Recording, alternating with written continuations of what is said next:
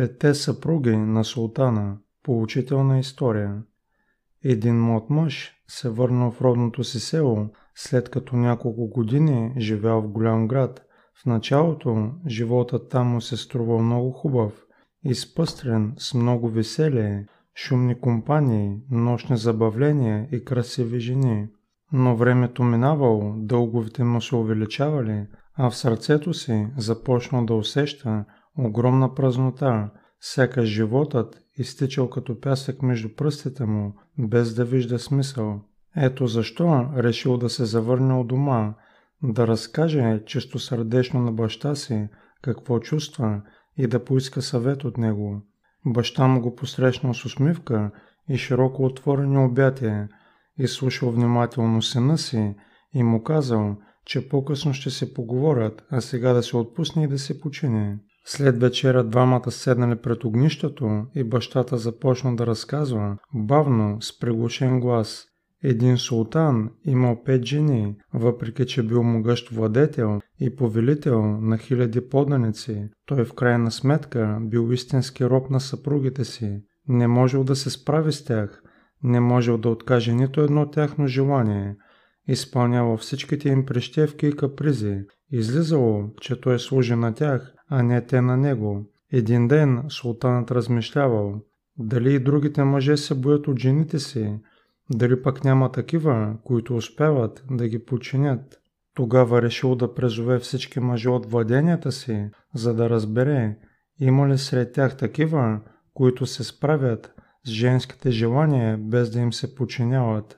За да научи отговорите им, наредил да разпънат 2 шатри пред двореца и обявил: в едната да отидат мъжете, които могат да се справят с жените си, а в другата тези, които не могат. Резултатът се оказал много любопитен. Всички задумени поданици се стекли към шатрата, предназначена за мъжете, които се чувствали като султана. Накрая тя се препълнила, докато в другата нямало нито един съпруг. Султанът се отдъхнал.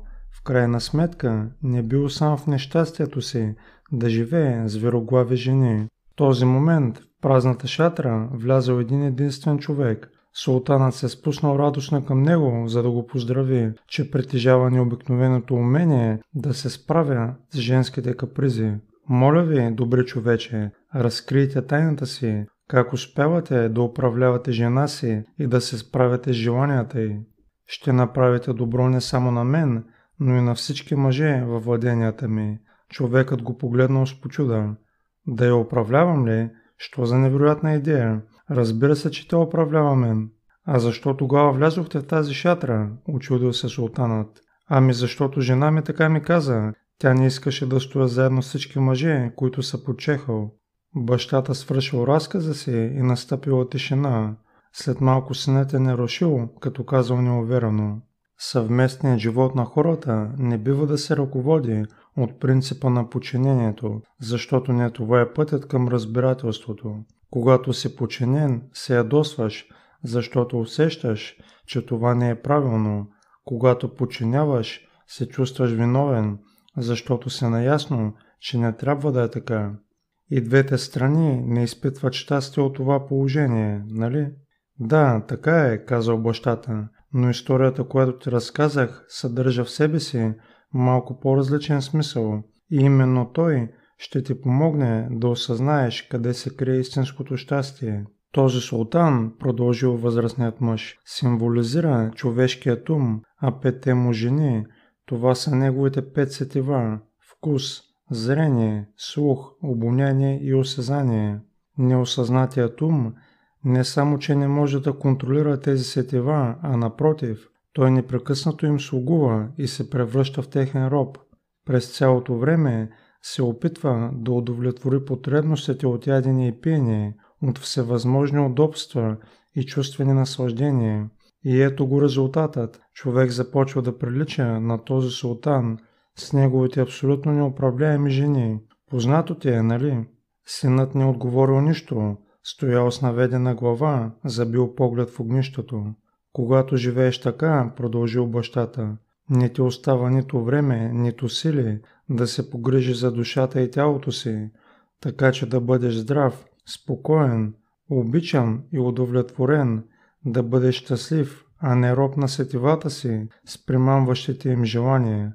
Ти трябва да подчиняваш сетивата си, за да ги използваш и да се наслаждаваш на живота, а не робувайки им непрекъснато да губиш неговия смисъл. Границата е много тънка, също толкова тънка, колкото между нещастния и щастливия човек. А човекът, който останал сам в другата шатра, ти сам ще разтълкуваш неговото значение, сине. И когато го сториш, отново ще можеш да се върнеш в града и да изградиш живота, за който мечтаеш. 5 цвята заслепяват окото, 5 тона оглушават ухото, 5 вкуса претъпяват вкуса, гонитбата и преследването подлудяват ума. Благодаря за гледането. Ако ви харесват видеоклиповете ми, моля абонирайте се, харесайте и натиснете звънеца за известия, за да получавате известия, когато кача нов видеоклип. Благодаря за подкрепата.